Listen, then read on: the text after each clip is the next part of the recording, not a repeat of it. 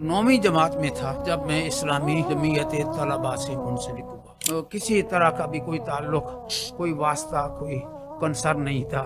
میں نے نام تک نہیں سنا تھا ڈاکٹر اسرار احمد رحمۃ اللہ علیہ. بالآخر میں نے جماعت کو بھی چھوڑ دیا کہ پورے پاکستان سے غالباً بنگلہ دیش یعنی مشرقی پاکستان اور مغربی پاکستان، کل پاکستان سے شاید 8 سیٹیں بھی ان کی مکمل نہیں ہوئی تھی. کہاں خواب سنا رہے ہیں محمد الرسول اللہ کا، کہاں عملی تصویر آئی کہ 8 سیٹیں یا 8 سے بھی کم سیٹیں تھیں جو ان کو ملی تھی. میری زبان سے برجستہ انداز میں یہ جملہ نکلا، جائی جاست جائی جاست، میں پہنچ گیا جہاں مجھے پہنچنا. یعنی آپ کہہ رہے ہیں کہ ڈاکٹر صاحب کے اتنا درد تھا اور وہ قرآن کو ایسا سکھانا چاہتے تھے کہ پھر وہ اسی لیول پہ جا کے وہ محنت کرتے تھے.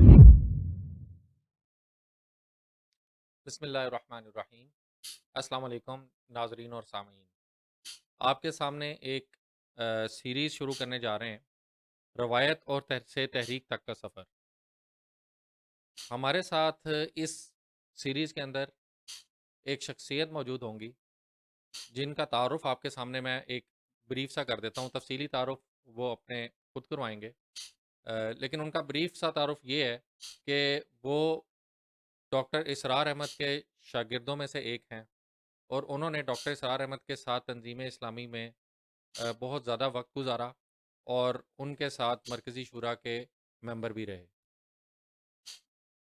اس ٹائم پہ ان کی کچھ صحت کے لحاظ سے بھی کافی علیل رہتے ہیں، اور کچھ عارضے کی وجہ سے جو کہ ان کے پھیپھڑوں سے متعلق ہے، وہ آکسیجن پہ مسلسل موجود ہیں. لیکن اس سارے طبیعت اور عارضے کے باوجود انہوں نے ہماری ریکویسٹ پہ اس پروگرام کو ریکارڈ کرنے کی حامی بھری ہے. امید ہے کہ ان کی اس کیفیت کے باوجود وہ کچھ بہتر طریقے سے ریکارڈنگ کروا پائیں گے، اور اگر اس میں کوئی کمی بیشی ہو تو آپ لوگوں سے پہلے سے ہی وہ معذرت خواہ ہیں اس معاملے میں. تو ہم اس سیریز کا آغاز کرنے سے پہلے سب سے پہلے آپ کو بتاتے ہیں ہمارے ساتھ موجود ہیں حافظ محمد اشرف صاحب. سب سے پہلے ان سے ان کا انٹروڈکشن خود کرتے ہیں کہ ان کا بالکل ان کی پیدائش اور تعلیمی بیک گراؤنڈ سے پہلے شروع کرتے ہیں. تو جی حافظ صاحب، آپ بتائیے گا کہ آپ کی پیدائش کس جگہ پہ ہوئی اور آپ کا جو بنیادی جو تعلیم کا بیک گراؤنڈ ہے وہ کیا ہے؟ احمدہ و اصلی علی رسولہ الکریم، اما بعد فاعوذ باللہ من الشیطان الرجیم، بسم اللہ الرحمن الرحیم. قل هل يستوي الذين يعلمون والذين لا يعلمون انما يتذكر اولو الالباب. صدق اللہ العظیم وبلغنا رسوله النبی الکریم. ہاں. رب اشرح لی صدری ویسر لی امری واحلل عقدۃ من لسانی یفقہوا قولی. اے اللہ، میرے شبان المسلمین کے ان مستعد اور فعال ساتھیوں کی خواہش، ان کی کوشش اور ان کے اشتیاق کو قبول فرماتے ہوئے میرے لیے آسانیاں پیدا کر کہ جو میں کہنا چاہ رہا ہوں دین کی مروجہ روایتی فکر سے انقلابیت تک کے سفر کے حوالے سے وہ میں کہہ پاؤں. ابتدا میں عرض کروں، نام میرا محمد اشرف، میرے دادا حیات محمد مرحوم و مغفور نے رکھا تھا الحمدللہ، جو اس وقت تحصیل پنڈ دادن خان ضلع جیلم کے ایک موضع لنگر میں آباد تھے. وہاں سے پھر وقتاً فوقتاً ہمارا کوچ ہوتا رہا اور بالآخر ہم بلوال تحصیل میں آ کے اپنا سلسلہ شروع کیا. ہم نے وہاں اپنا گھر بنایا. میں نے حفظ قرآن الحمدللہ تیسری جماعت میں شروع کیا.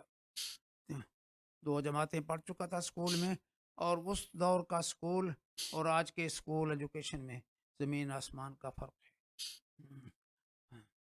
تو تیسری جماعت میں حفظ قرآن کا سلسلہ شروع ہوا، اور 5ویں کلاس میں بحمد اللہ تعالی امتحان ہوتے تھے مارچ اپریل میں، اور اس سال یعنی یہ بات ہے 1963 کی، جب رمضان جب رمضان آیا فروری مارچ میں، تو میں نے پہلا مصلح سنایا، پہلی تراویح پڑھائی، اور اس تراویح میں میرے بزرگ استاد محترم حافظ علی یار خان، جن کا تعلق میاں والی سے تھا، وہ انہوں نے زیادہ تر میرے پیچھے کھڑے ہو کر میری منزل سنی۔ 3 حفاظ سنا رہے تھے، لیکن ان کا زیادہ وقت میرے پیچھے ہی میری نماز میں اور میری تراویح اور میری تلاوت کو سننے میں گزرتا تھا۔ الحمدللہ ثم الحمدللہ، یہ اساتذہ کرام پر کا مجھ پر خصوصی کرم۔ اس کے بعد میرا گھرانہ خالصتاً بریلوی نوعیت کا روایتی گھرانہ تھا۔ وہ سارے کام ہوتے تھے جو آج بھی جن کے حوالے سے وہ طبقہ مشہور ہے۔ شبینے بھی پڑھتے تھے، اور 11ویں 12ویں کا سلسلہ بھی تھا، تیجا ساتہ بھی ہوتا تھا، سارے سلسلے تھے۔ مجھے اللہ نے خصوصی طور پر میرے اوپر کرم فرمایا۔ 9ویں جماعت میں تھا جب میں اسلامی جمعیت طلباء سے منسلک ہوا، اور بلوال شہر میں ڈسٹرکٹ سرگودا کی ایک تحصیل اسلامی جمعیت طلباء سے مولانا سید ابو الاعلیٰ مودودی رحمۃ اللہ علیہ کا لٹریچر پڑھا، متاثر ہوا، اور میری سوچ میں تبدیلی آنا شروع ہو گئی، اور میرے سامنے رستے واہ ہونا شروع ہوئے۔ مجھے ان چیزوں سے نفرت پیدا ہونا شروع ہو گئی جو خلاف شریعت تھے اور خلاف اسلام تھے، اور جن کا تعلق بدعات و خرافات سے تھا۔ لیکن ظاہر بات ہے، میں ایک طالب علم تھا، ایک گھر کا فرد تھا، تو میں کھلا کے تو بات نہیں کر سکتا تھا، اپنی حد تک کوشش کرتا۔ اس کے بعد میں نے میٹرک اور انٹرمیڈیٹ اور گریجویشن تینوں بھلوال تحصیل سے کے اداروں سے مکمل کی بحمد اللہ تعالی۔ تینوں امتحانات میں اپنے ادارے میں بڑی نمایاں پوزیشن لے کر کامیاب ہوا۔ میں نے بی اے میں بھی ٹاپ کیا اپنے ادارے میں، اور اسی طرح انٹرمیڈیٹ میں بھی ٹاپ کیا، اور میری زندگی بہت فعال اس اعتبار سے کہ میں نے کالج اور یونیورسٹی لائف میں بہت ہی مستعدی کے ساتھ کام کیا۔ میں ڈرامہ کلب کا بھی ممبر تھا، اور اسی طرح یونین ایکٹیویٹیز کے اندر بھی میں شریک رہا، منتخب بھی ہوتا رہا، کبھی ہارتا بھی رہا۔ یہ سارے سلسلے میں نے الحمدللہ اس فعال زندگی میں گزارے۔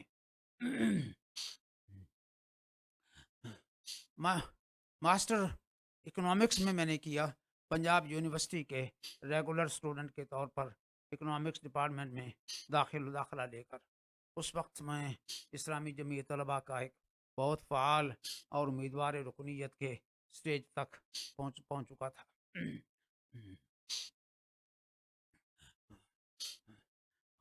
یہاں مجھے جو ناظمین ملے وہ بہت ہی مشفق اور مہربان ملے، انہوں نے میری کافی تربیت بھی کی اور مجھے حوصلے بھی دیے۔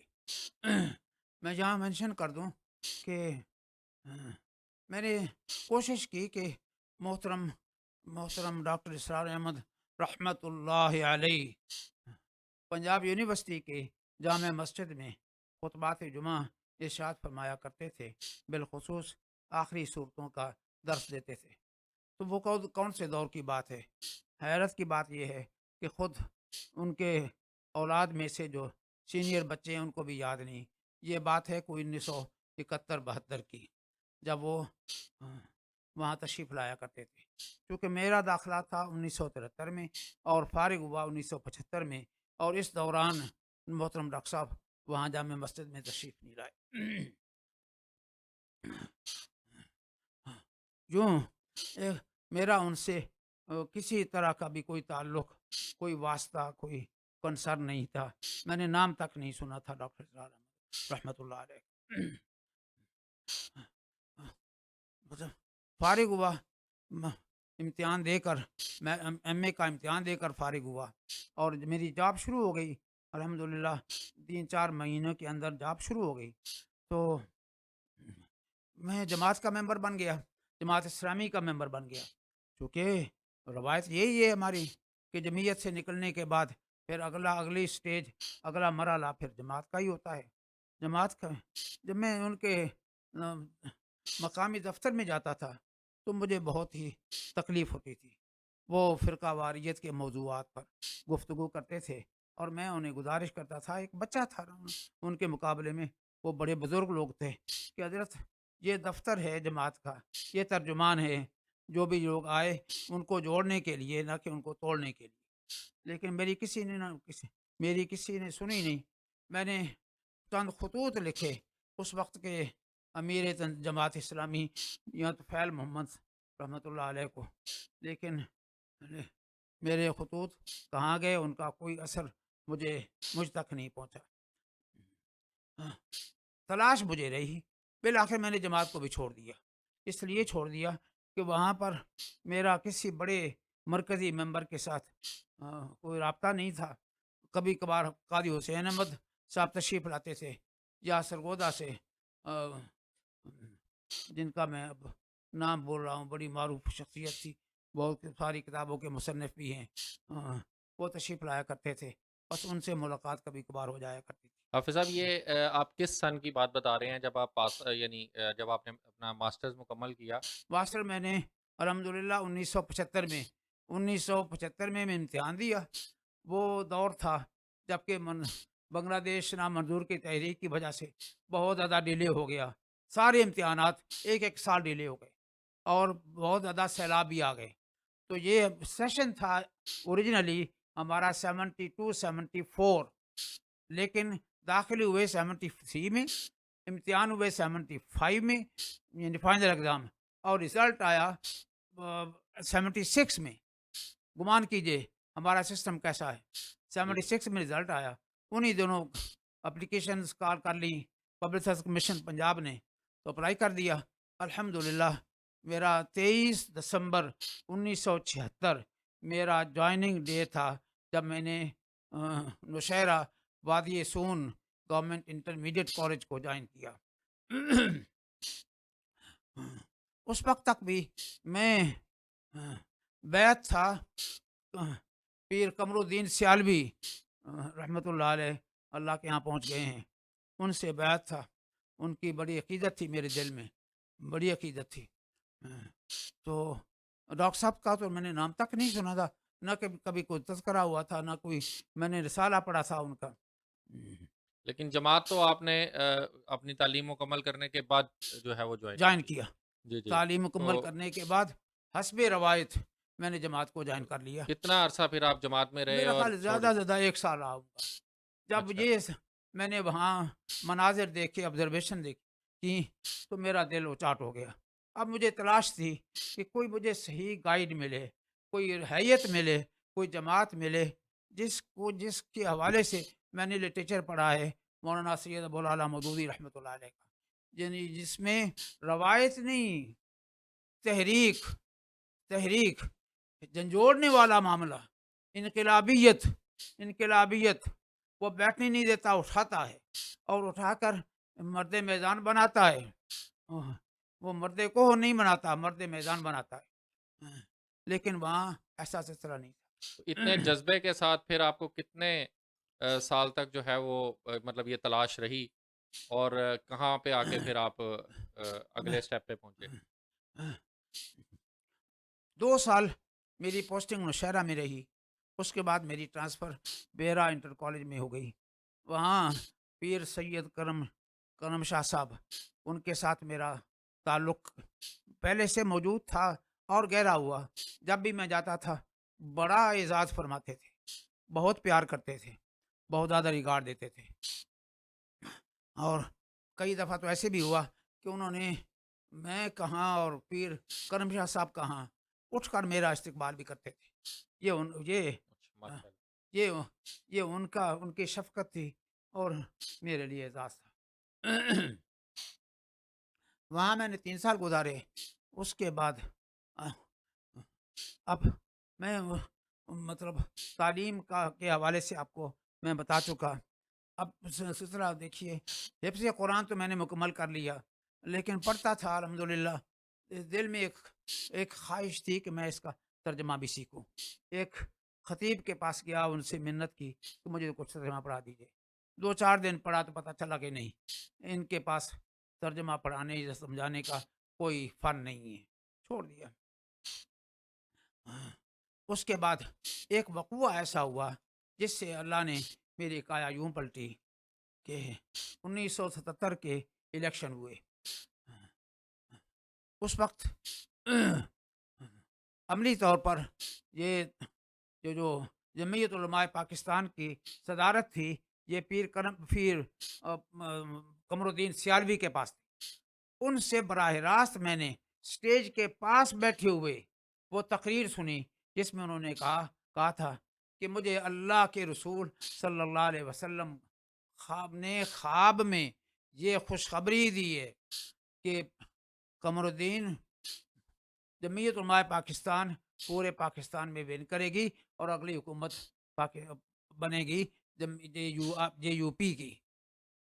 ہم بھی بڑے خوش ہو گئے، بڑی بات ہے۔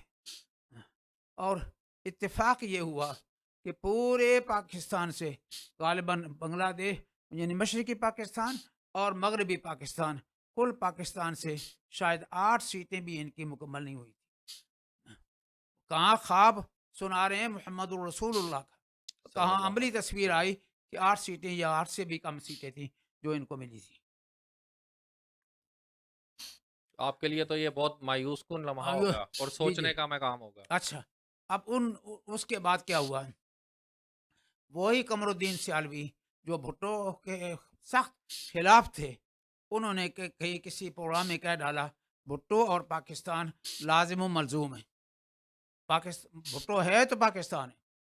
جب یہ خبر مجھ تک پہنچی تو مجھے ایک دفعہ جھٹکا لگا، اچنبھا ہوا کہ یہ کیا کہہ رہے ہیں، میں تو ان کے بارے میں سوچ بھی نہیں سکتا۔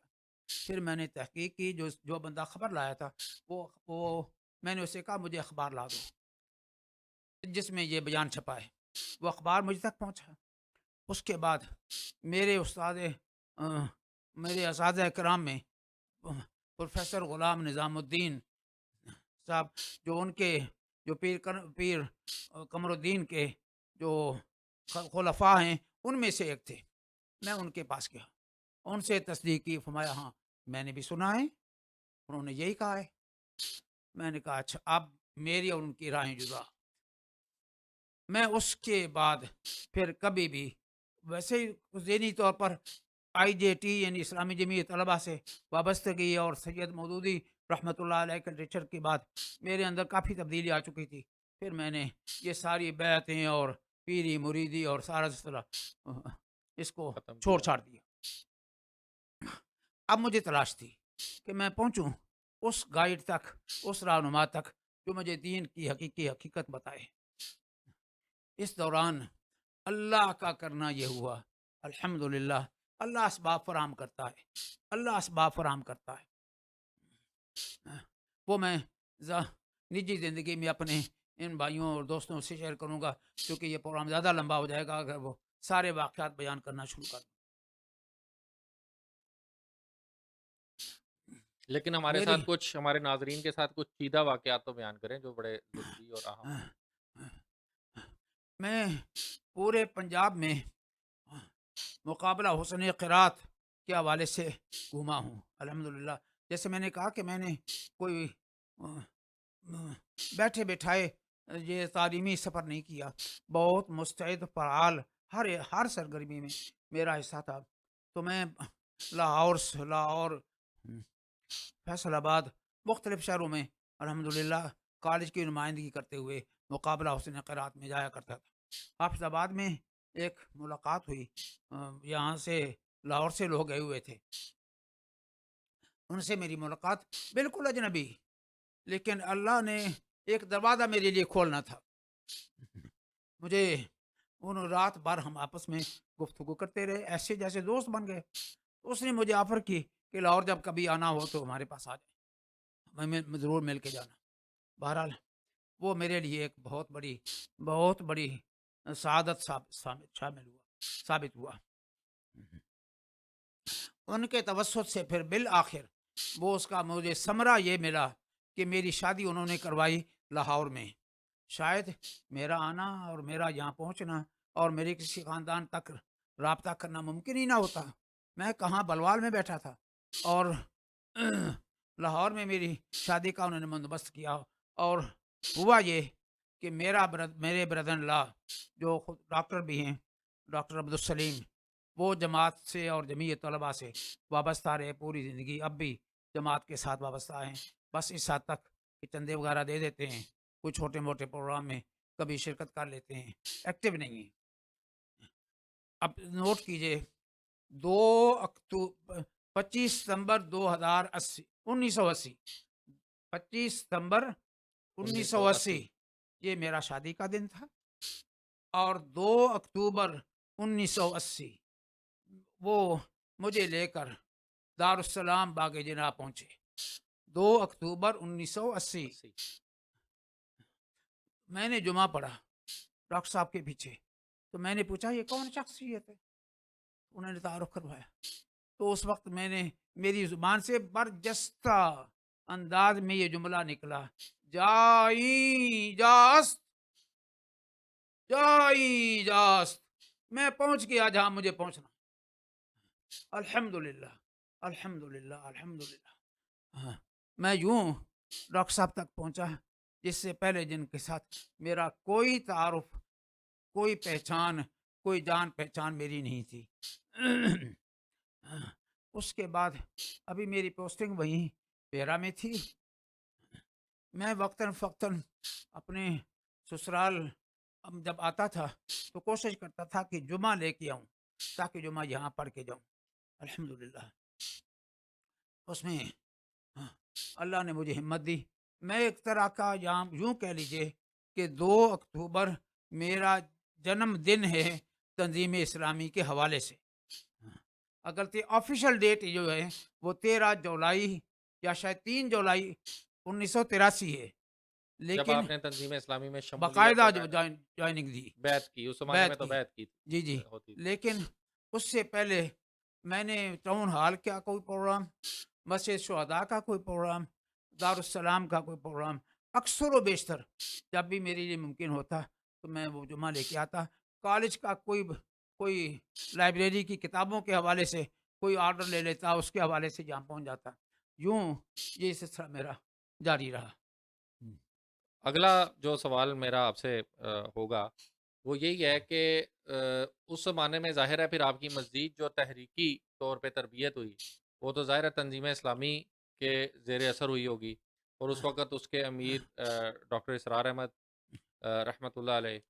تو ذرا بتائیے گا کہ آپ کی شروع میں تربیت کیسے ہوئی اور کس طریقے سے؟ میری اصل میں جو ابتدائی فکری تربیت تھی وہ تو اسلامی جمعیت طلباء والوں نے ان کے لٹریچر کے حوالے سے کر دی تھی، لیکن تنظیم اسلامی میں ابھی چونکہ باقاعدہ شمولیت تھی نہیں، اور میری پوسٹنگ بھی لاہور سے بہت دور تھی، تو میں ان کے یعنی ڈاکٹر صاحب کے پروگرامات، خاص طور پر جو محاضرات قرآنی ہوا کرتے تھے، کیا شان تھی ان کی، کیا مقام تھا ان کا، کیا سٹیٹس تھا ان کا، کیسے کیسے ہیرے اور جواہرات ڈاکٹر صاحب اکٹھے کرتے تھے، اور کیسے کیسے ان کے بیانات ہوتے تھے، کس طرح کے سوالات ہوتے تھے، کیسے جوابات ہوتے تھے۔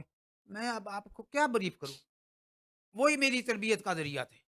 تو آپ ان کو کیسٹوں میں، کیونکہ کیسٹوں کا زمانہ تھا تو آپ اس پہ ابھی شروع نہیں ہوئے تھے، ابھی اچھا یہ کیسٹوں کا سلسلہ جو ہے یہ 1983 کے نہیں 1985 میں ڈولن وال کے اسرے میں ایک شخصیت تھی، نام میں بول رہا ہوں چونکہ نسیان کا مسئلہ ہے، عالم پیری ہے، اس نے شروع کیا تھا۔ اس وقت ابھی کیسٹ کا وجود نہیں تھا. اچھا، اس کا مطلب ہے کہ ڈاکٹر صاحب جو ہیں وہ اس وقت لائیو، آپ ان کو لائیو سنا کرتے تھے، تو وہ کیا لاہور آتے تھے آپ سننے کے لیے ان کو؟ لاہور آتا میں لاہور آتا تھا. لاہور آتا تھا. صحیح ہے، ماشاءاللہ، یعنی بڑا جذبہ تھا آپ کے اندر کہ آپ صرف ڈاکٹر صاحب کے لیکچر سننے کے لیے باقاعدہ لاہور کے آیا جی کرتے جمعہ تھے لے کے آتا تھا. اور جمعہ لے کے آتے جمعہ تھے۔ لے کے آتا تھا تاکہ میں وہ لیکچر سنوں. تو وہی میری تربیت کے اصل میں ابتدائی ذرائع تھے. پھر جو میں نے عرض کیا محاضرات قرآنیہ ہیں، دروس و خطابات ہیں، جہاں جہاں میں مجھے یہ پتہ ڈاکٹر چلتا صاحب محاضرات قرآنی جو ہیں وہ کہاں پہ دیا کرتے تھے؟ زیادہ تر ٹاؤن ہال میں، ٹاؤن ہال میں ہوتے تھے. تو کتنے یا پھر اپنے اس میں خضرا مسجد میں، سمن آباد سمن میں، آباد. سمن آباد خضرا سمن مسجد میں؟ آباد. تو اس میں کتنے لوگ شرکت کرتے تھے؟ ماشاء اللہ وہ پورا بڑا حال ہے اس کا. مجھے اب پتہ نہیں وہ موجود ہے کہ نہیں.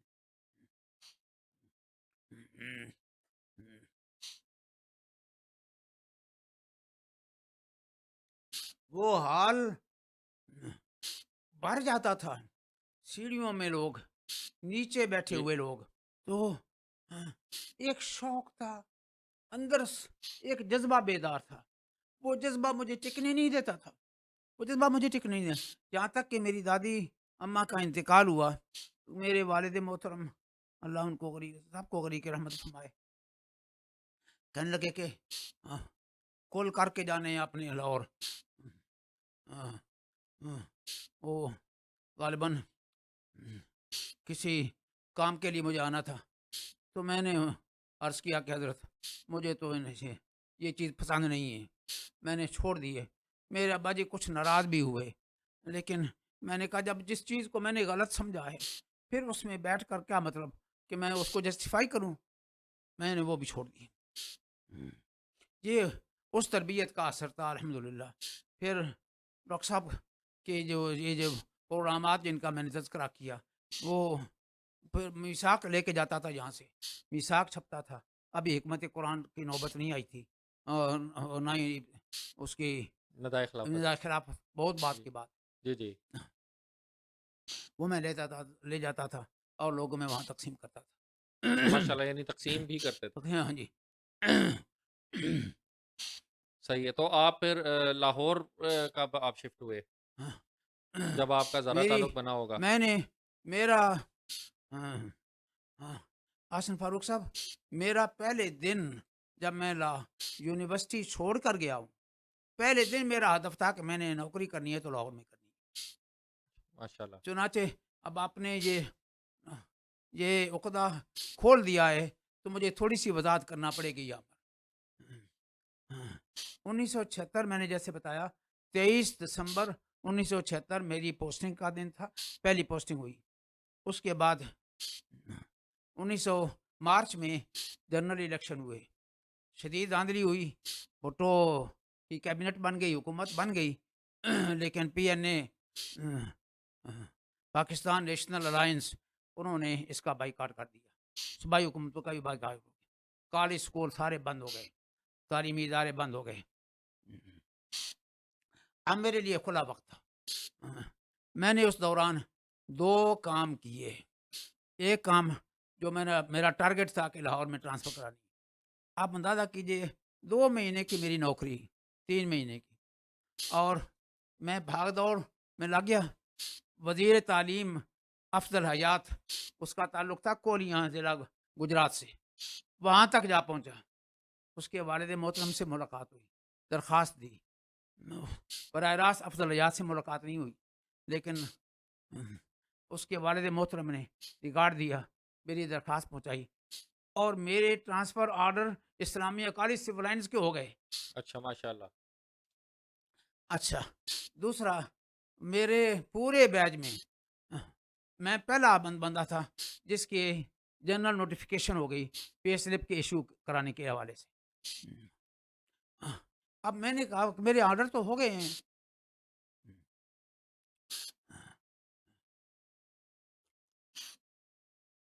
تو میں اپنی پے سلپ ایشو کروا کے لے جاؤں. بس یہ چند دن گزرے. اس دوران 5 جولائی 1977 آ گیا، ضیاء الحق صاحب براجمان ہو گئے اور انہوں نے ایک فلیٹ آرڈر ایشو کر دیا کہ جو بھی آرڈر میچور نہیں ہوئے وہ کینسل سمجھے جائیں. یوں میرا وہ چانس، وہ میری کوشش ضائع ہو گئی، لیکن کوشش تو بہرحال جاری رہی الحمدللہ. 1972 میں 19 82 یا نہیں 82 1982 میں جی 1982 میں پھر میرے استاد محترم تھے یہاں سول سیکریٹریٹ میں، ان سے میرا رابطہ رہتا تھا. انہوں نے کہا تھا مجھے کہ ایک دفعہ آپ کوشش کر کے لاہور کے قریب آ جاؤ تو میں سیکٹری سے مل کر آرڈر کروا دوں گا. میں نے پھر 2 سال نارنگ منڈی میں گزارے. اچھا روزانہ صبح جاتا تھا آتا تھا، بڑا ہی بیکورڈ اسٹیشن تھا. ایک شیلر تھا جس کے اندر ہمارے کلاس روم ہوتے تھے اور اس میں کلاس پڑھا کے مشکل سے وہ جس طرح 2 سال بہرحال مکمل ہوئے اور میرے آرڈر 1984 میں لاہور کے ہوئے. اس دوران میں نے 1983 میں تنظیم کو باقاعدہ جوائن کر لیا.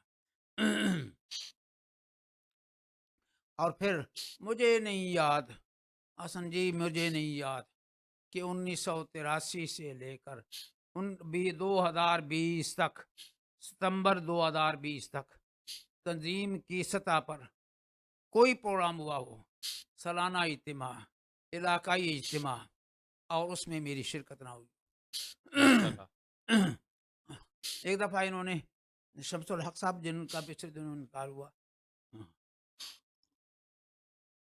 لاہور سے گجرات تک موٹر سائیکل ریلی نکالی، میں بھی اس میں بھی شریک تھا. ڈاکٹر صاحب تک چترال تک کا سفر کیا ہے میں نے الحمدللہ.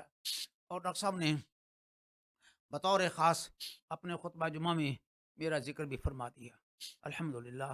یہ ان کی بندہ نوازی تھی، ان کی کرم گستری تھی الحمدللہ، میں ورنہ میری کیا حیثیت تھی. تو 1984 میں آپ نے کہا کہ 83 میں آپ نے باقاعدہ تنظیم اسلامی میں شمولیت مجھے ڈاکٹر صاحب نے پہلی ہی ملاقات میں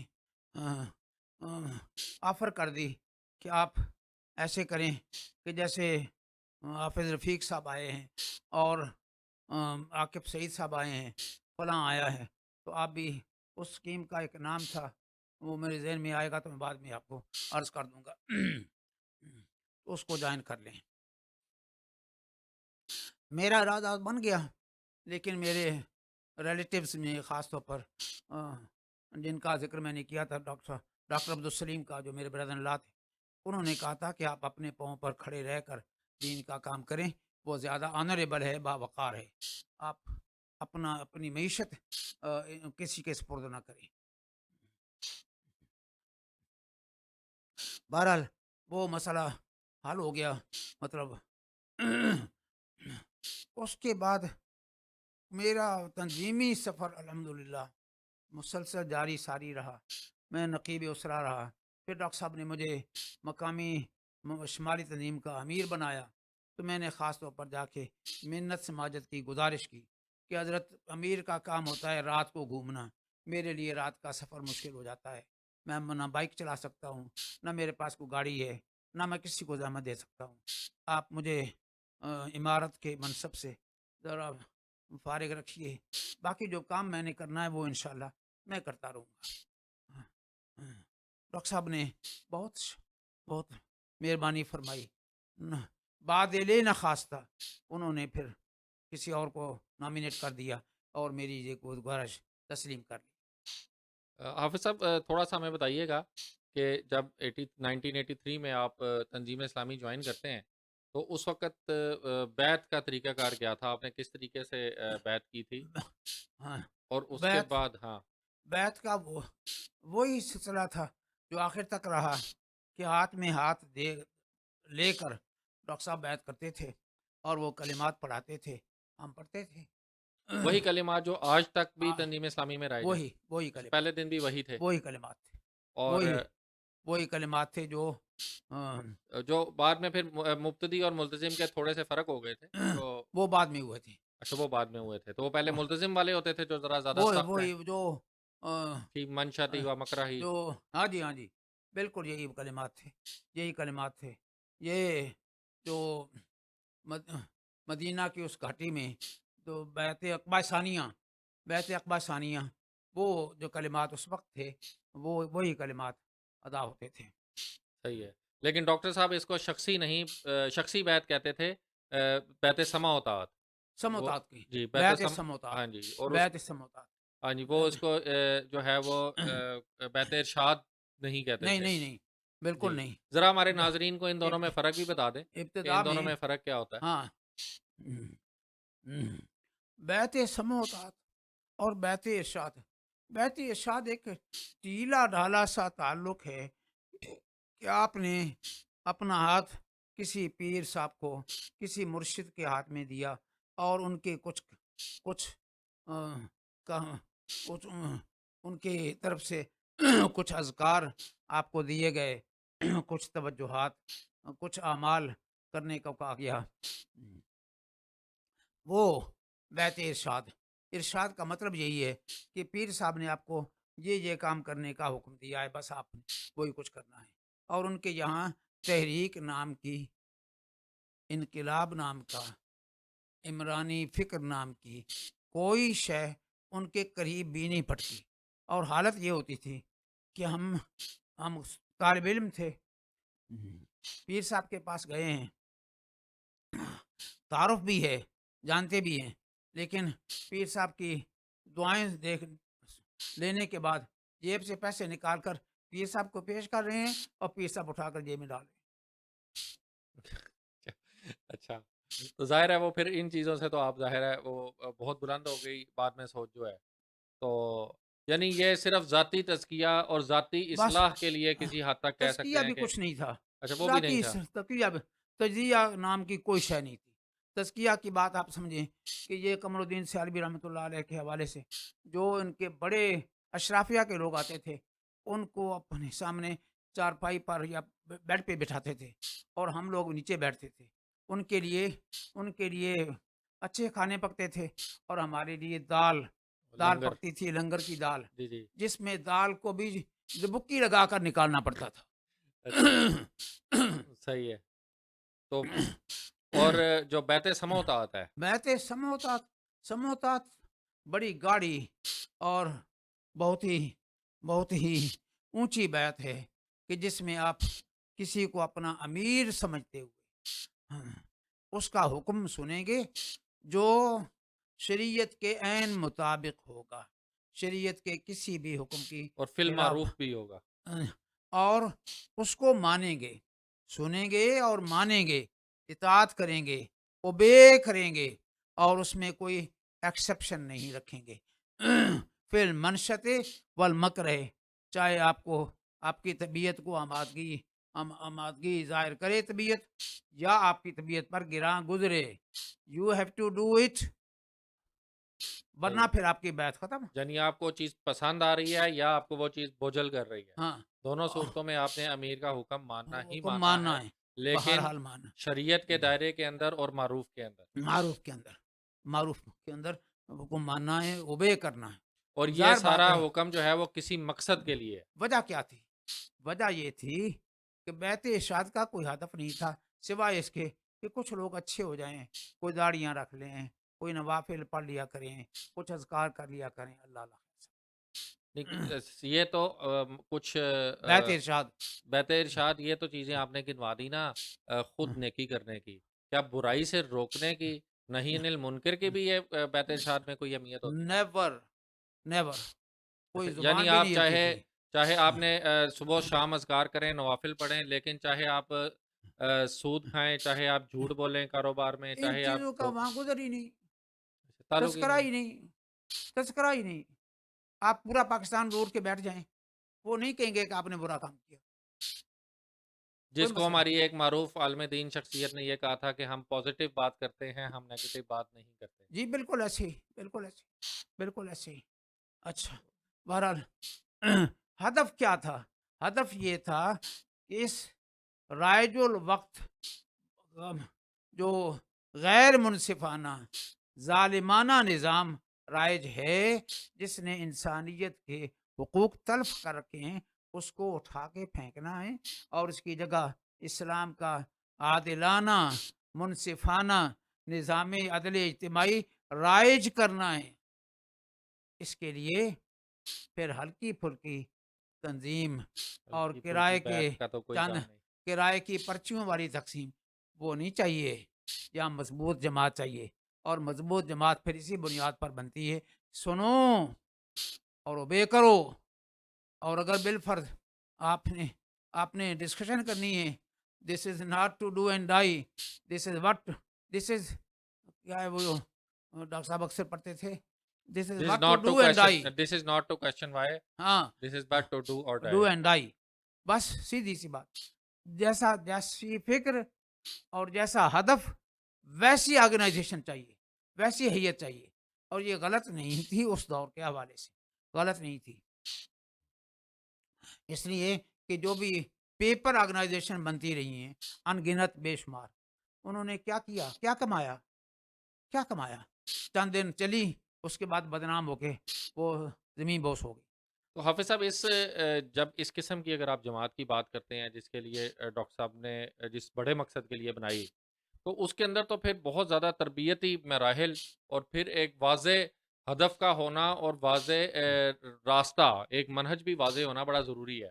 تو اس حوالے سے ڈاکٹر صاحب نے تربیتی نظام کیسا بنایا؟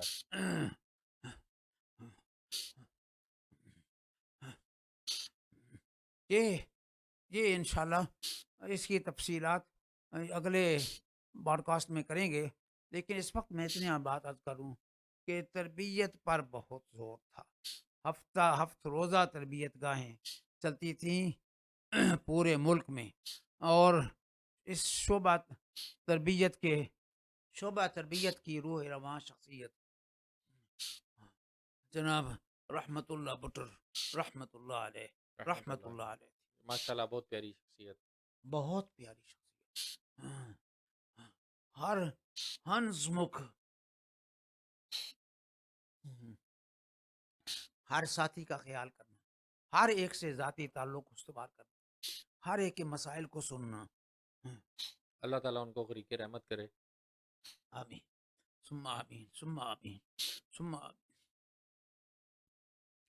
عرض کر رہا تھا میں کہ محترم ڈاکٹر صاحب نے فیلوشپ اسکیم انٹروڈیوس کروائی تھی، جس کے تحت جو بھی باصلاحیت لوگ کم از کم ماسٹر ڈگری ہولڈرز، اور وہ بھی یہ ہیومن سائنسز میں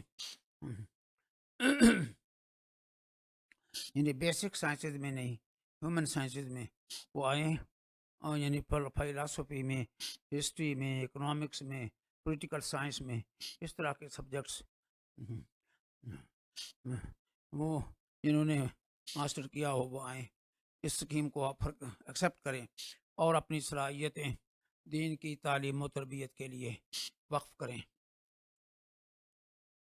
اس کے حوالے سے حافظ خالد محمود خضر صاحب، حافظ محمد رفیق صاحب، حافظ عاقب سعید صاحب اور کچھ لوگوں نے اس اسکیم کو آپٹ کیا تھا، لیکن یہ زیادہ کامیاب نہیں ہو پائی تھی۔ اس کے بعد پھر 2 سالہ کورس مرتب کیا گیا تھا، اس کا پہلے 2 سیشن 84 اور 85 کا سیشن وہ زیادہ کامیاب نہیں ہوا تھا، البتہ 85 سے 84 سے غالباً یا 86 سے 88 وہ بھرپور سیشن تھا الحمدللہ، 86 سے 88 کا سیشن ہمارے ساتھ۔ حافظ صاحب یہ سیشن کی ڈیٹیل پھر پوچھتے ہیں، مجھے بتائیے گا کہ یہ جو فیلوشپ اسکیم ڈاکٹر صاحب نے انٹروڈیوس کروائی تھی، مطلب اس میں کیا کوئی وہ اسٹائپنڈ دیتے تھے؟ وہ میں نے عرض کیا تھا کہ گریڈ 17 کے برابر سیلری کی آفر تھی، گریڈ 17 کی آفر تھی، جو بھی تو کام کیا تھے ان کے ذمہ؟ ریسرچ ورک تھا؟ ان کے ذمہ کام تھا، ریسرچ ورک بھی تھا، اور ساتھ ہی مختلف مقامات پر جا کر تنظیم کی فکر کو پھیلانا اور اس کی تعلیمات کو عام کرنا، تربیتی مواقع لوگوں کو فراہم کرنا، یہ ان کا بنیادی کام تھا۔ وہ اسکیم زیادہ کامیاب پھر نہیں ہو سکی. لوگوں نے اپنی آفرز محدود رکھی جس کی وجہ سے غالباً وہ اسکیم موقوف کر دی گئی. مطلب لوگوں کی دلچسپی نہیں تھی اتنی دلچسپی نہیں کم تھی. پے اسکیل پہ، یا پھر ویسے دین کا کام وہ نہیں کرنا چاہتے تھے پیسے لے کے؟ میں مطلب یہ کہ لوگ یہ چاہتے تھے کہ یا تو ڈاکٹر صاحب خود چوز کریں فلاں فلاں شخص آ جائے. تب میرے پاس ایسی مثالیں موجود ہیں جن کے نام کا میں تذکرہ یہاں نہیں کرنا چاہتا. یا پھر یہ کہ دوسری صورت گریڈ 17 کی سیلری اور اس کے بدلے میں مختلف مقامات پر جا کر یہ کام کرنا لوگوں کو مشکل لگ رہا تھا یا محال لگ رہا تھا، جس کی وجہ سے اس اسکیم کو زیادہ کامیابی نصیب نہیں ہو سکی. اس کی جگہ پھر 2 سالہ کورس ڈیزائن کیا گیا جو ابتدائی سطح پر جس کا نصاب بہت عمدہ نصاب تھا اور یقیناً اگر وہ کامیاب ہو جاتا تو بہت کچھ لرننگ کرنے والے سیکھ سکتے تھے.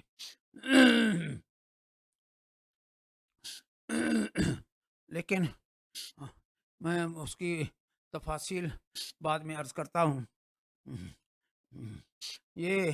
یہ بات ہے 1983 کی، جب میں نے تنظیم جوائن کی تو محترم ڈاکٹر صاحب نے پہلے ہی میٹنگ میں مجھے یہ آفر کر دی.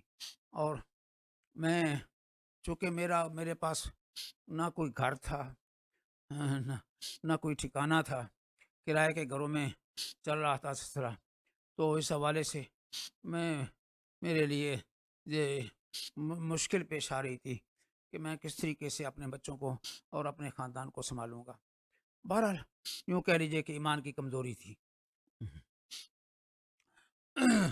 اس کے بعد جو آپ نے پوچھا کہ ڈاکٹر صاحب کا ماشاء اللہ جو انداز تعلیم و تربیت کا تھا ایک آئیڈیل تھا، مثالی تھا. ہمارے دوست یہاں جیل روڈ پہ ان کی میڈیکل سٹور ہے، شکیل صاحب نام ہے ان کا. وہ کہا کرتے تھے کہ ڈاکٹر صاحب نماز پڑھاتے ہیں تو نماز میں بھی تربیت کر رہے ہوتے ہیں، قرآن پڑھا رہے ہوتے ہیں، سمجھا رہے ہوتے ہیں.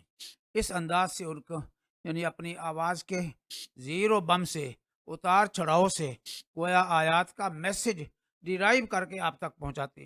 ڈاکٹر صاحب کا یہ انداز تھا. پھر پڑھانے کا انداز اللہ نے ان کو نرالا دیا تھا. میں نے ان سے بہت کچھ سیکھا ہے، کئی متعدد کلاسیں پڑھی ہیں 2 سالہ کورس میں بھی، اور ویسے بھی 40 روزہ عربی کلاس. جو عربی پڑھانے کا محترم ڈاکٹر صاحب کا انداز تھا، شاذ کبھی کسی معلم کو وہ نصیب ہوا ہو. کیا انداز تھا، کر لیتے تھے. ہاں البتہ ان کا بدل محترم استاد محترم جن پر کروڑوں رحمتیں نازل ہوں، میں جب بھی نام لیتا ہوں، جب بھی ذہن میں آتے ہیں تو رحمت دعائیں کرتا ہوں بہت زیادہ ان کے لیے. پروفیسر حافظ احمد یار رحمت اللہ علیہ، جن کو عربی، انگریزی، فارسی، اردو اور دیگر کئی زبانوں پر پورا عبور حاصل تھا. جو سرکاری سطح پر عام طور پر عربی سے انگریزی سے اردو میں یا اردو سے انگریزی اور فارسی میں اور عربی میں تراجم ہوا کرتے تھے، ریڈیو پاکستان کے ساتھ ان کی وابستگی تھی، تو وہ ایک بہت بڑے جوہر تھے جو قرآن انجمن خدام القرآن کے کام آئے. ہم نے الحمدللہ ان سے عربی پڑھی، اور یہ 2 سالہ کورس 1986 سے 88 تک 1986 سے 88 تک یہ ہم نے مکمل کیا بفضل تعالیٰ. اس میں جو کچھ سلسلے تھے، مثلاً پہلا سال عربی گرامر، الف یعنی عربی گرامر کی تفصیلات اس انداز سے کہ ہم الحمدللہ 4-6 مہینے بعد عربی آپس میں جو جو شاگرد تھے، کلاس فیلوز تھے، گفتگو کرنا آپس شروع میں عربی میں بات کرنا سیکھ گئے تھے، اچھا ماشاء اللہ بات کرنا شروع کر دیا تھا ہم نے۔ ایک دفعہ ہمارا مقابلہ ہوا، مقابلہ غیر رسمی مقابلہ تھا، کوئی مباحثہ یا مناظرہ نہیں تھا۔ جامعہ اشرفیہ ہم گئے اور وہاں کے 3-4 سال فارغ التحصیل طلباء کے ساتھ بیٹھے تو ہم حیران رہ گئے کہ انہوں نے اتنی کچھ عربی پڑھی ہوگی، ہم تو ابھی 1 سال کے اندر ہیں، تو وہ ہم سے تو بہت آگے ہوں گے۔ حیرت ہوئی کہ کوئی ایک بھی طالب علم ہماری سطح کا طالب علم نہیں تھا جو ہم سے عربی میں کلام کر سکتا۔ ماشاء اللہ، یعنی آپ کہہ رہے ہیں کہ ڈاکٹر صاحب کے اتنا درد تھا اور وہ قرآن کو ایسا سکھانا چاہتے تھے کہ پھر وہ اسی لیول پہ جا کے اسی طریقے سے جو ہے وہ محنت کرتے تھے۔ یہ ڈاکٹر صاحب کے ساتھ ساتھ میں تذکرہ کر رہا ہوں استاد محترم حافظ احمد یار صاحب کا کمال۔ اچھا میں یہاں یہ ذکر کر دوں کہ ہمیں اساتذہ کرام ملے، یہ حافظ احمد یار صاحب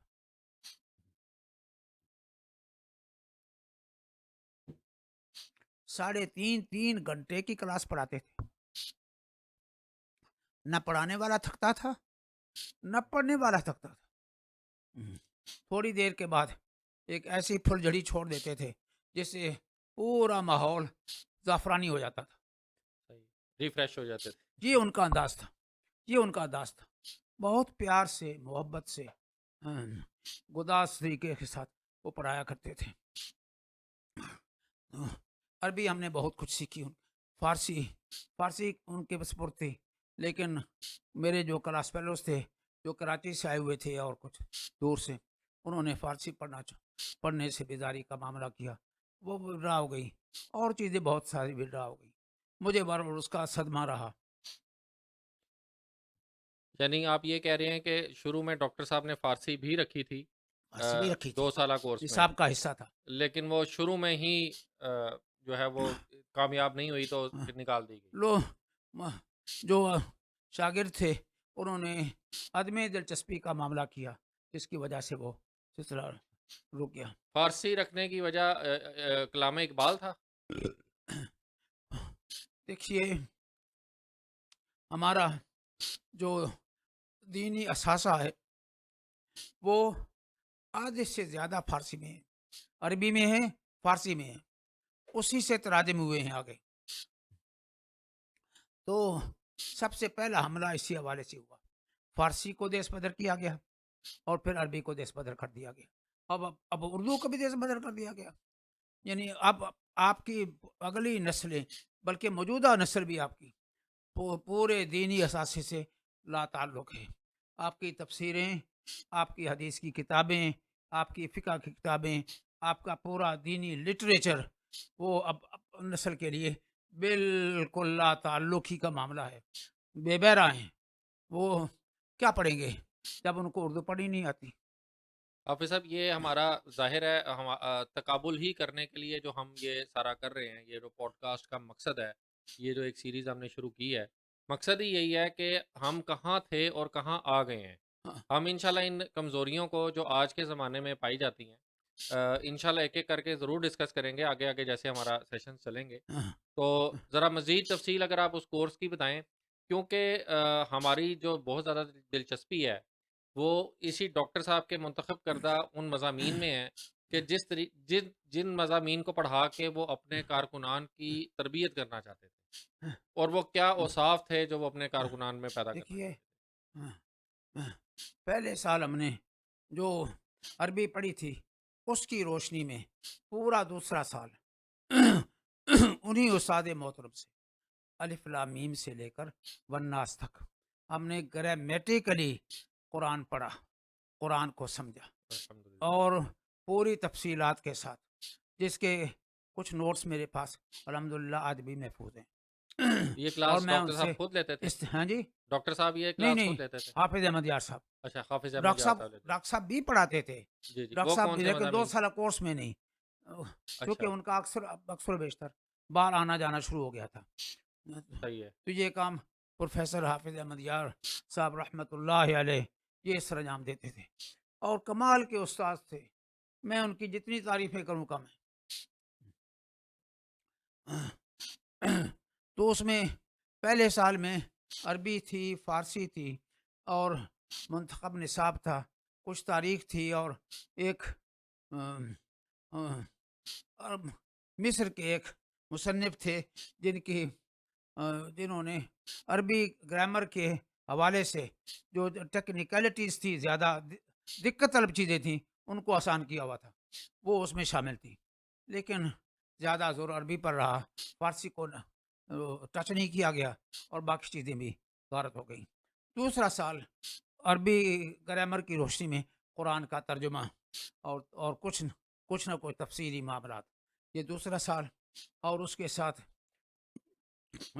اسی طرح منتخب نصاب تھا.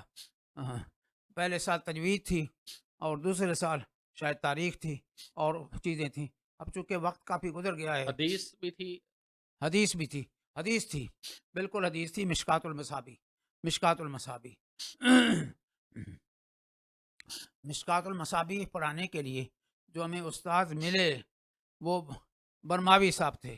اگر زندہ ہیں تو اللہ تعالیٰ ان کو ان کی زندگی میں برکت دے، اور اگر اللہ کے ہاں پہنچ گئے ہیں اللہ ان کی مغفرت فرمائے. بہت ہی جذباتی قسم کے انسان تھے. منہاج القرآن سے آئے تھے یہاں پر کہیں برما سے، کراچی سے منہاج القرآن، اور منہاج القرآن سے پھر وہ قرآن اکیڈمی میں تشریف لے آئے. تو حافظ صاحب جو تاریخ تو آپ نے بتایا کہ وہ پڑھا رہے تھے، تو ظاہر ہے ہماری جو نہیں، تاریخ کا بھی آپ نے بتایا نا کہ تاریخ بھی انہوں نے شامل کی ہوئی تھی. ہاں، لیکن وہ ایکچولی وہ کسی دن بھی وہ اس کا باقاعدہ لیکچر نہیں ہوا. مطلب اصل میں معاملہ یہ تھا، جو لوگ دور دور سے آئے ہوئے تھے انہیں زیادہ عربی سے دلچسپی تھی اور قرآن سے دلچسپی تھی. وہ اسی حد تک محدود رہنا چاہتے تھے، اس لیے بہت سارے سبجیکٹ کو تو ٹچ بھی نہیں کیا گیا. تو دیکھیں، تحریکی لٹریچر جو ہے، جو تحریک کے لیے استعمال، مطلب کیا اس کی بنیاد انہوں نے قرآن کو ہی بنایا، قرآن یا کچھ تاریخ یا اور کوئی جیسے ان کے خطبات خلافت یا اس طرح کی چیزیں بھی، وہ اس طرح کے نہیں، لٹریچر بھی پڑھایا جاتا تھا؟ تحریک قرآن تھا، حدیث تھی، اسی طرح تجوید تھی، اور منتخب نصاب تھا، اور کچھ چیزیں تھیں جو اس میں شامل تھی، اور بہت اچھا نصاب تھا اگر وہ مکمل طور پر پڑھایا جاتا. اچھا، میں یہاں یہ بات تذکرہ کر دوں کہ چونکہ میری کالج لائف تھی، چھٹی میں نے کوشش کی لینے کی، لیکن مجھے چھٹی نہیں مل سکی. میرے پرنسپل نے میرے لیے ٹائم ٹیبل میں ایڈجسٹمنٹ کر دی. اب میں صبح ان دنوں میری پوسٹنگ لاہور میں تھی اور کالج تھا کمپریہنسو اسکول، جو انجینئرنگ یونیورسٹی کے یعنی یو ای ٹی کے بالکل بیک سائڈ پہ. اب میں صبح مغل پورہ سے ادھر لال پل مشہور ہے، وہاں سے چلتا تھا، قرآن اکیڈمی پہنچتا تھا، یہاں استاد محترم کی کلاسیں پڑھتا تھا، اور یہاں سے پھر موٹر سائیکل پہ وہاں کمپریہنسو اسکول جاتا تھا یو ای ٹی کے بیک سائڈ پہ. وہاں جا کے لیکچر وغیرہ مکمل کرنا، اور پھر وہاں سے نکلنا اور سیدھا قرآن اکیڈمی پہنچنا. اور دیا تھا اپنے دوستوں کو اپنی کیسٹس دیا تھا، وہ میرے لیے اسباق ریکارڈ کرتے تھے. میں نے جا کے ان سے پھر نوٹس لیتا تھا اور شام کو اپنے گھر لوٹتا تھا. تو اس دوران مجھے کسی نے بتایا، یعنی ڈاکٹر صاحب سے براہ راست میں نے یہ بات نہیں سنی. ڈاکٹر صاحب نے بتایا کہ یار یہ کیا جن ہے جو صبح سے شام تک اتنی مشقت کرتا ہے، بھاگتا دوڑتا ہے، تھکتا نہیں ہے. یہ ڈاکٹر صاحب کے الفاظ تھے. الحمدللہ، اللہ تعالیٰ آپ کی محنت کو بھی قبول یہ فرمائے. اللہ کی طرف سے، یوں کہہ لیجیے کہ میرے اس جذب و شوق کی حوالے سے اللہ کی عطا تھی، وہ اللہ کی عطا تھی. اس کے بعد 1988 آتا ہے، اور سالانہ اجتماع کرنل ریٹائر غلام حیدر ترین، یہ چشتیاں ان کی زمینیں اور ڈیرے تھے، وہاں منعقد کرایا ترین صاحب نے. ان دنوں امریکہ سے یعنی رمضان قریب تھا تو امریکہ سے آفر آئی کہ کوئی ہمیں حافظ قرآن بھیجو جو تراویح بھی پڑھائے اور ساتھ کو ترجمہ بھی کرے. تو ڈاکٹر صاحب کی نگاہ انتخاب میرے اوپر پڑی. یہ اللہ کی دین ہے، اللہ کی ماشاء عطا اللہ. ہے. مجھے بلایا ڈاکٹر صاحب نے کہ یہ ہے معاملہ، آپ جانا چاہیں گے؟ تو بسم اللہ. اس اس گنجائش کے ساتھ اگر مہربانی کریں میں واپسی پر عمرہ ادا کرتا ہوں، تو اگر یہ ممکن ہو جائے گا تو میرے لیے ذرا یہ سفر اور مبارک ہو جائے گا. اور یہ 1988 کی بات ہے. چنانچہ ڈاکٹر صاحب نے اسپانسر لیٹر منگوایا. اسپانسر لیٹر میں انہوں نے غلطی سے وہ صرف اگر وہ حافظ قرآن اور تراویح کے حوالے سے بات کرتے تو شاید اعتراض نہ ہوتا، لیکن وہ ترجمۃ القرآن اور اس کے حوالے سے کوئی جملہ ایڈ کر دیا انہوں نے. جہاں جب میں امریکن سینٹر گیا ویزا لینے کے لیے تو وہ یہودی بیٹھا تھا جو کونسلیٹ تھا، اس نے پہلے تو اعتراض نہیں کیا، لیکن جب اس کی نظر پڑی نا اس جملے پر یہ ترجمۃ القرآن بھی کرے گا، ہاں یو ول ٹرانسلیٹ ہولی قرآن، اس نے ویزا ریجیکٹ کر دی. سارا پروسیس ہو گیا، چھٹی میں نے لے لی، ریلیونگ ہو گئی، سب کچھ ہو گیا، لیکن ویزا میرا ریجیکٹ ہو گیا. لیکن اس سے آپ دیکھیں کہ ہم جو ہے ہمارا ایک لبرل طبقہ جو ہے وہ قرآن کو اور دین کو جو ہے وہ بالکل کچھ اہمیت نہیں دیتا، لیکن ہمارا دشمن جو ہے وہ ہمارے قرآن کو کتنی اہمیت دیتا ہے اور ہمیں کتنا دور کرنا چاہتا ہے. ہاں جی، تو میں نے فی الفور ڈاکٹر صاحب سے بات کی. ڈاکٹر صاحب نے اپنے ناظم اعلیٰ قمر رشید قریشی کے سپرد کر دیا. تو قمر صاحب اتنے زیادہ وہ ان چیزوں میں دلچسپی لینے والے تھے نہیں، لہذا وہ بات آئی گئی ہو گئی. پھر میں نے چند دن بعد جا کے پھر جوائننگ کر دی، جوائننگ لے لی اور وہ سارا سلسلہ. لیکن میں عرض کر رہا تھا کہ محترم ڈاکٹر صاحب کی شفقتیں اور محبتیں اور انسیت اور کس قدر میرے حصے میں آئی، یہ اللہ کی عطا ہے اور ان کی شفقت ہے.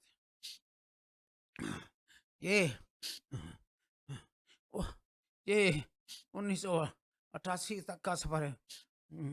اب اس کے بعد اگلا دور آتا ہے 1990 کا، 90 کی دہائی کا. یہ انشاءاللہ العزیز نیکسٹ ٹائم جب بھی سلسلہ ہوگا پوڈ کاسٹ کا تو اس میں ہم انشاءاللہ اس کو ڈسکس کریں گے. اللہ رب العزت کی حضور دعا ہے کہ جو کچھ میں نے عرض کیا ہے جو صحیح ہے، کریکٹ ہے، اللہ اسے محفوظ کر دے، اور جو کہیں مجھے سے صاف ہوا ہے اللہ اسے معاف کر دے. اللہ رب العزت مجھے بھی صحت، برکت اور حرکت والی زندگی عطا فرمائے، جیسا کہ اللہ نے میرے اوپر کرم رکھا ہے حرکت والی زندگی. اس لیے کہ میں ابھی پڑھ رہا تھا جن دنوں مجھے ڈاکٹر صاحب نے بلا کر فرمایا کہ مسجد خالد کے بڑی گراؤنڈ میں خطبہ جمعہ دینا ہے، تو آپ اس قابل ہیں، آپ کے لیے وقت نکل سکتا ہے. میں نے کہا بسم اللہ چلا جاؤں گا. تو میں نے وہاں 4 سال 1988 سے لے کر 1992 تک میں نے 4 سال وہاں خطبہ جمعہ کی ذمہ داری ادا کی. اس کے بعد بھی سلسلہ چلتا ہی رہتا، لیکن ڈاکٹر غلام مرتضیٰ ملک انہوں نے اس مسجد کو اپنے زیر نگین لینے کے لیے اندر سے سازشی کردار ادا کیا، اور اس کے نتیجے میں پھر انہوں نے مجھ سے معذرت کر لی کہ ڈاکٹر صاحب بہت زیادہ انٹرسٹڈ ہیں تو آپ سے ہم معذرت کرتے ہیں. اس کے بعد حجاز یہ گراؤنڈ، یہ گلبرگ میں وہ ہاسپٹل بھی ہے ان کا، بہت سارے رفائی کام ہیں وہاں پر. یہ وہاں کے امیر خطیب یہ غلام مرتضیٰ ملک صاحب وہاں سے نکالے گئے تو وہاں پہنچے تھے حجاز میں، وہاں سے بھی نکال بار کیے گئے. تو پھر ڈاکٹر صاحب نے مجھے یاد فرمایا کہ آپ وہاں جا کے خطبہ جمعہ دیں. میں گیا تو صحیح، لیکن وہاں شاید میرا انداز انہیں پسند نہیں آیا، یا پھر وہ کسی اس طرح کے مقرر کی تلاش میں تھے جو انہیں خوب اچھائے نچائے اور وہ سلسلہ کرے. جذبات میں لے آئے، وہ ڈاکٹر غلام مرزا ملک تو کر سکتے تھے، میرے لیے ممکن نہیں تھا۔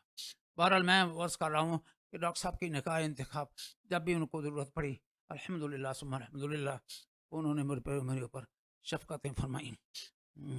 اللہ کے حضور میں اس دعا پر آج کا حصہ مکمل کرتا ہوں کہ اللہ رب العزت میں مجھے بھی صحت اور تندرستی عطا فرمائے، اور جو میری بقایا زندگی ہے وہ اسی فکر، اسی کاز، اسی ہدف کے لیے لگ جائے، وقف ہو جائے، جس کے لیے میں نے اولاً اسلامی جمعیت طلبہ سے تربیت حاصل کی، جماعت میں گیا، پھر 40 سال، پورے 40 سال الحمدللہ 2 اکتوبر 1980 اور 20 ستمبر 2020، 40 سال الحمدللہ میں نے اس فکر تنظیم کے ساتھ وابستگی میں، اس فکر انقلاب کے ساتھ، اس عمرانی فکر کے ساتھ، سمجھتے ہوئے شعور کے ساتھ، پورے شعور کے ساتھ، صرف جذباتی نہیں، پورے شعور کے ساتھ گزارے۔ اور یہ اتنی بات عرض کر دوں کہ یہ بھی اللہ کا احسان ہے کہ ڈاکٹر صاحب کے ساتھ وقتاً فوقتاً مشاورت کا سلسلہ بھی ہوتا، بعض اوقات گھنٹے سوا گھنٹے تک بھی ہمارے آپس میں مشاورت کی میٹنگ ہوتی رہی، جس کی تفصیل انشاءاللہ اگر زندگی نے مہلت دی تو پھر انشاءاللہ آپ کے گوش گزار کروں گا۔ اقول قولی ھذا واستغفر اللہ لی ولکم ولسائر المسلمین والمسلمات۔ جی حافظ صاحب، اللہ تعالیٰ آپ کی کوششوں کو قبول فرمائے۔ آپ نے ہر جگہ اللہ تعالیٰ کے ہاں اپنے آپ کو پیش کیا، جہاں پہ بھی اللہ تعالیٰ نے آپ کو بلایا اور ڈاکٹر صاحب کو وسیلہ بنایا۔ اگر آپ کو موقع نہیں ملا لیکن آپ نے اپنے آپ کو پیش کیا تو انشاءاللہ اللہ تعالیٰ آپ کی وہ قربانی اور وہ جذبہ جو ہے وہ قبول فرمائے گا۔ وہاں سے آگے اللہ کا حکم کے آگے آپ نے تو اپنے آپ کو پیش کر دیا، اس سے آگے کام ہو سکا یا نہ ہو سکا، ملٹیپل جگہوں پہ میں نے دیکھا کہ آپ کے ساتھ ہوا۔ باقی ناظرین، آپ کو ابھی تک اندازہ ہو گیا ہوگا کہ کتنے قیمتی لیکچر ہیں جو ہم نیت رکھتے ہیں کہ ہم اللہ کے حکم سے ریکارڈ کریں۔ تو آپ لوگ بھی دعا کیجئے گا کہ اللہ تعالیٰ ہمیں بھی ہمت دے اور حافظ صاحب کو بھی ہمت دے، جو اتنی شدید علالت کے باوجود آ، اپنا جو ہے نا وہ ہمت کر کے وہ ہمارے ساتھ آئے، اپنی جو آکسیجن کی ایکوپمنٹ ہے اس کے ساتھ، اور جو طبیعت وغیرہ کی ناسازی آپ لوگوں کے سامنے ہی رہی ان کی، تو وہ جذبہ پورا رکھتے ہیں کہ انشاءاللہ سارے پروگرام ریکارڈ کروائیں۔ اور ہمارا ارادہ ہے کہ انشاءاللہ جو ڈاکٹر صاحب ڈاکٹر اسرار احمد کے ساتھ اور تنظیم اسلامی کے ساتھ ان کی رفاقت رہی، اور جس طریقے سے جس جذبے کے ساتھ انہوں نے کام کیا، اور ڈاکٹر صاحب کی طبیعت اور ڈاکٹر صاحب کی جو کے جذبے کو انہوں نے جیسا پایا، وہ ڈاکٹر صاحب کے کیا مزاج تھے، ان کے ساتھ جو محفلوں میں شرکت کی، ان کی شورا کے اجلاسوں میں شرکت کی اور مختلف جگہوں پہ، تب ان کے کیا ایکسپیرینسز رہے، تو انشاءاللہ ان کو مکمل ریکارڈ کرنے کی کوشش کریں گے۔ اور اس کے بعد اس طرف بھی آئیں گے کہ 2020 تک کا وہ کیوں ذکر کرتے ہیں، 2020 یا اس کے بعد ایسا کیا ہوا کہ انہیں جو ہے کوئی رستہ بدلنا پڑ گیا، اور اب وہ کس رستے کے اوپر ہے۔ انشاءاللہ اس سے بھی آپ کو انٹروڈیوس کروائیں گے، اور انشاءاللہ ہمیں دعا کیجیے گا ہمارے لیے کہ اللہ تعالیٰ ہماری اس کوشش کو کامیاب فرمائے، اور جو آگے ہم ایک سیریز اس پوری ریکارڈ کرنا چاہ رہے ہیں اس کو پایا تکمیل تک پہنچائے۔ دعا میں یاد رکھیے گا۔ اقول قولی ھذا واستغفر اللہ لی ولکم ولسائر المسلمین۔